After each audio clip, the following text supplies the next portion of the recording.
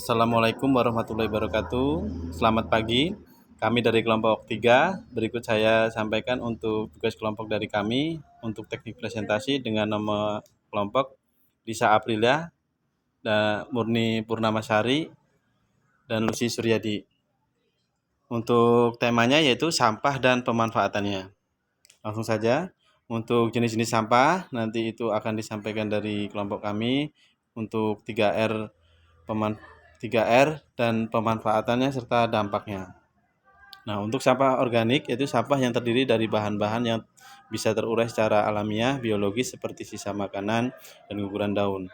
Sampah jenis ini juga biasa disebut sebagai sampah atau tempat sampah yang berwarna hijau. Nah, untuk sampah anorganik yaitu sampah yang terdiri bahan-bahan yang sulit terurai. Untuk proses penghancurannya membutuhkan waktu yang cukup lama, itu misalnya plastik, kaleng, styrofoam, dan sampah ini disebut sampah kering. Tempat sampahnya biasanya berwarna kuning. Selanjutnya untuk sampah yang sangat berbahaya yaitu seperti limbah, bahan-bahan berbahaya dan beracun seperti limbah rumah sakit, limbah pabrik, dan limbah ini biasanya tempat sampahnya berwarna merah. Berikutnya adalah 3R, yaitu recycle, reuse, dan redup.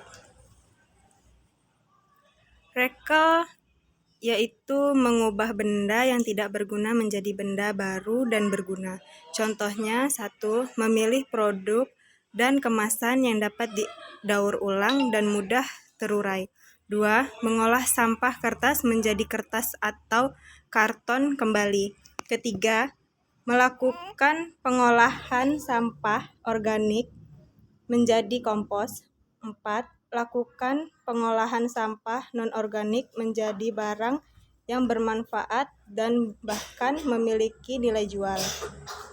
Berikutnya, reuse sendiri berarti pemakaian kembali barang-barang yang sudah tidak digunakan. Contohnya, 1. Memilih wadah karton atau benda yang dapat digunakan beberapa kali atau berulang-ulang. Misalnya, menggunakan sapu tangan daripada menggunakan tisu, menggunakan tas belanja daripada menggunakan kantong plastik. Kedua, menggunakan alat-alat penyimpanan elektronik yang dapat dihapus dan ditulis kembali. Ketiga, menggunakan sisa kertas yang masih kosong untuk menulis. Berikutnya adalah redup, yaitu mengurangi pemakaian barang yang bisa menimbulkan sampah. Kegiatan redup sehari-hari yaitu 1. Memilih produk dengan kemasan yang dapat didaur ulang. 2. Hindari memakai dan membeli produk yang menghasilkan sampah dalam jumlah besar. 3. Menggunakan produk yang dapat diisi ulang atau refill. Misalnya, alat tulis yang bisa diisi ulang kembali. 4. Penggunaan bahan sekali pakai. 5. Menggunakan email atau surat elektronik untuk berkirim surat. Baiklah, di sini saya akan menjelaskan manfaat dari sampah itu sendiri. Yang pertama yaitu dapat membuat mainan anak-anak seperti celengan, terus ada tabungan, ada untuk keranjang sampah, jam dinding, parcel.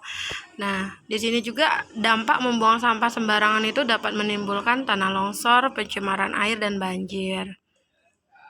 Tujuannya kami memilih presentasi tentang tema sampah ini agar siswa mampu membedakan sampah organik dan sampah anorganik melalui kegiatan observasi di lingkungan sekolah dengan teliti.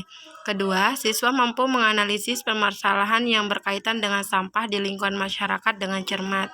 Ketiga, siswa mampu menemukan solusi tentang permasalahan berkaitan dengan sampah dengan tepat. 4. Siswa mampu membuat suatu karya daur ulang sampah organik bersama kelompok dengan rapi. Indikatornya: 1. Mengidentifikasi sampah organik dan anorganik. Kedua, mendeskripsikan daur ulang sampah. Ketiga, membuktikan bahwa sampah dapat dimanfaatkan. Dasar pemanfaatan sampah dan membuat sesuatu karya. Terima kasih. Mungkin Sekian dari presentasi kami. Billahi taufiq wal hidayah. Assalamualaikum warahmatullahi wabarakatuh.